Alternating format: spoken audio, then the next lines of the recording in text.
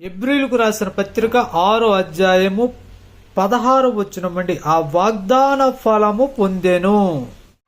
దేవుని పరిశుద్ధ నామానికి మహిమ కలుగును గాక. గడిసిపోయిన నెల నవంబర్ నెల అంతా దేవుని యొక్క అపారమైన కృప కనికరాన్ని బట్టి, ఆయన కాపుదల బట్టి, దేవుడు మనకిచ్చిన ఆరోగ్యాన్ని బట్టి, దేవుడు మనకిచ్చిన కృపతో కూడిన ఆశీర్వాదాన్ని బట్టి దేవునికి కృతజ్ఞతాస్తుతులు చెల్లిస్తూ డిసెంబర్ నెలలోకి మనం ప్రవేశింపబడటం దేవుని యొక్క మహాకృప.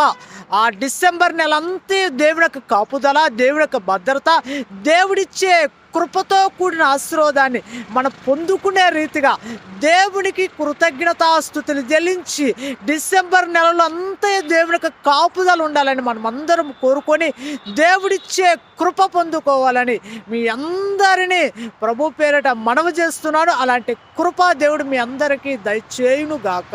ఆమేన్.